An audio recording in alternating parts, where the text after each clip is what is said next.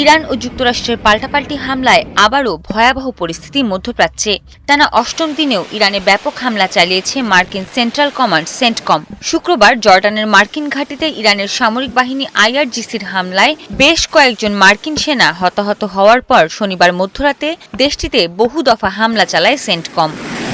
ইরানের হরমোজগান প্রদেশের সিরিকের আশপাশে অন্তত ৩টি বিমান হামলা চালানো হয়। এতে অন্তত ১১৬টি টেলিযোগাযোগ টাওয়ার ক্ষতিগ্রস্ত হওয়ায় বন্দর আব্বাস, হাজিয়াবাদ সহ কয়েকটি এলাকায় মোবাইল ইন্টারনেট ও ল্যান্ডলাইন সেবা ব্যাহত হয়েছে। পাল্টা হামলাও অব্যাহত রেখেছে ইরান। কুয়েত ফায়ার ফোর্স জানিয়েছে, তেহরানের হামলায় সৃষ্ট দুটি বড় আগুন নিয়ন্ত্রণে আনতে গিয়ে কয়েকজন দমকল কর্মী আহত হয়েছেন। এছাড়া আবাসিক এলাকায় ক্ষেপণাস্ত্রের ধ্বংসাবশেষ পড়ে আরও ৩টি অগ্নিকাণ্ডের ঘটনা ঘটে, যদিও সেখানে হতাহতের খবর নেই।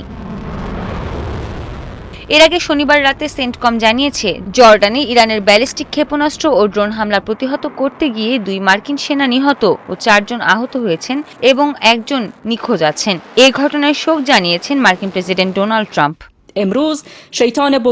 এদিকে লিখিত এক বিবৃতিতে ইরানের সর্বোচ্চ নেতা মোজতবা আলী খামেনি বলেছেন, যুক্তরাষ্ট্রের ধারাবাহিক চুক্তি ভঙ্গ প্রমাণ করেছে মার্কিন প্রেসিডেন্ট ডোনাল্ড ট্রাম্পের স্বাক্ষর সম্পূর্ণ মূল্যহীন। যুক্তরাষ্ট্রকে প্রতারণামূলক, অবিশ্বস্ত ও অযৌক্তিক বলে অভিহিত করেন তিনি। ইরানি জাতি ও প্রতিরোধ জোটের কাছে যুক্তরাষ্ট্রের জন্য অবিস্মরণীয় শিক্ষা অপেক্ষা করছে বলেও মন্তব্য করেন খামেনি। অন্যদিকে সর্বোচ্চ ধর্মীয় নেতার উপদেষ্টা ও সাবেক রেভলিউশনারি গার্ডস কমান্ডার মোহসেন রেজাই সতর্ক করে বলেন, মার্কিন হামলা আরও কয়েকদিন চললে ইরান পূর্ণমাত্রার আক্রমণাত্মক অভিযানে যাবে এবং ভূখণ্ড দখলের যে কোনো চেষ্টা কঠোরভাবে প্রতিহত করবে। আমি ঘোষণা করছি, সব শেষ, আলোচনা শেষ, যুদ্ধও শেষ। তবে আগামী ২ থেকে ৩ দিনের মধ্যে যদি যুক্তরাষ্ট্র যুদ্ধ চালিয়ে যায়, তাহলে আমরা পূর্ণমাত্রার আক্রমণ ও ধ্বংসযজ্ঞের পর্যায়ে প্রবেশ করব।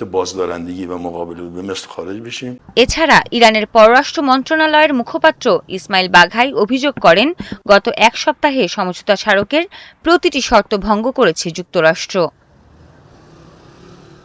সৃষ্টি ঘটক, ৭১।